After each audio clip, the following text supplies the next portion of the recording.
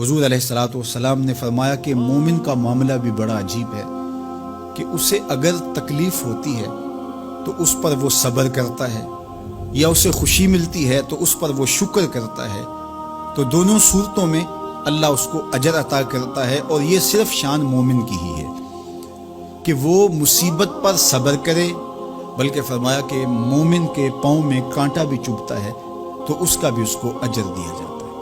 उसके दर्जे बुलंद होते हैं, उसके गुनाह माफ़ कर दिए जाते हैं, उसकी ख़ताओं से दरगुजर कर लिया जाता है। लेकिन ये मशरूत है उस तकलीफ़ को सब्र के साथ बर्दाश्त करने से। अगर वो वावेला करता है, नाशुक्री के कलिमात कहता है, तो तकलीफ़ तो ख़त्म नहीं होती लेकिन अजर ज़ाइल कर दिया जाता है। तो इसलिए हमें हर सूरत के अंदर सब्र के दामन को मजबूती से थामने की तलकीन की गई है, और अहले ईमान को ये भी सबक दिया गया कि जब उन्हें कोई भी मुसीबत पहुंचती है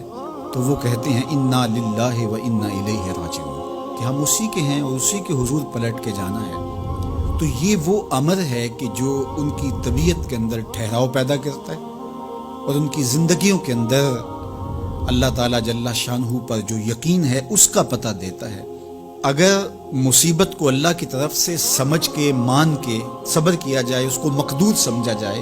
उस पर वावेला ना किया जाए, अल्लाह की नाफरमानी का कोई कलिमा ना बोला जाए, अपने अकीदे में तज़ल्ज़ुल ना आने दिया जाए, अपने रवैयों की खूबसूरती को ज़ाइल ना होने दिया जाए, तो इसका मतलब है कि वो शख्स मोमिन है, उसका यकीन है कि ये अल्लाह की तरफ से है।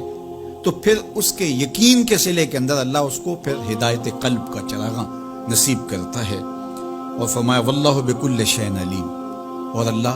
हर शय को जानने वाला है। उसे पता है कि किसी पर मुसीबत नाजिल क्यों करनी है,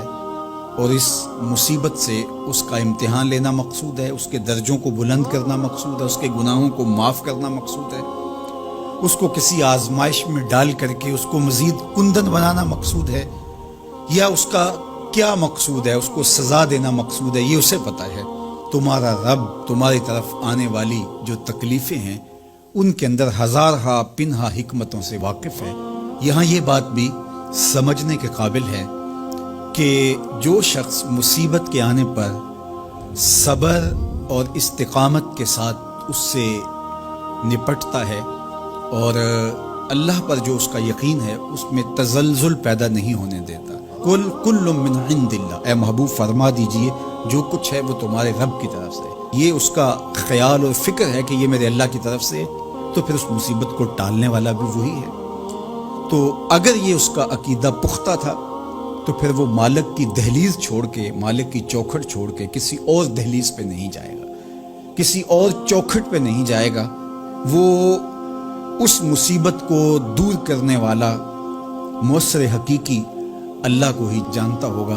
और उसी के हुजूर दुआएं करेगा, इल्तिजाएं करेगा, किसी शिर्क का इर्तिकाब नहीं कर सकता है, और वो मालिक की दहलीज से कभी रूह गर्दानी नहीं कर सकता, बल्कि इस तकलीफ़ के आने से वो अपने रब के साथ और ज़्यादा जुड़ जाएगा।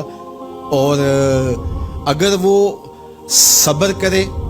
तो ये उसका एक मर्तबा है कि वो हौसले के साथ उस तकलीफ़ को बर्दाश्त करे, और दूसरा मर्तबा जो इससे बढ़कर है कि उस पे अल्लाह की रज़ा के सांचे में अपने आप को ढाल ले कि जे सोना मेरे दुख विच राजी, मैं सुख नू चुल्ले डावां। अगर वो इस बात पे राजी है तो कोई बात नहीं है, मैं इस पे राजी हूँ क्योंकि मेरे रब की ये रज़ा है। तो ये दोनों चीज़ों का मिल जाना, या दोनों में से किसी एक का मिल जाना, ये अल्लाह की तरफ से उसको दिया गया इनाम है जो इस मुश्किल हालात में उसको हासिल होता है। अब वो किस कैफियत में है अल्लाह ताला उसको खूब जानता है कि वो इस पे सब्र कर रहा है या उसका अंदर डोल रहा है। उसका अकीदा कमज़ोर था और वो कमज़ोरी के बायस जो है वो तज़ल्ज़ुल का, तज़ब्ज़ुब का शिकार हो गए, तो ये तुम्हारा रब खूब जानता है। तो तुम्हारे सीने के अंदर छुपी हुई कैफियत तुम्हारे रब के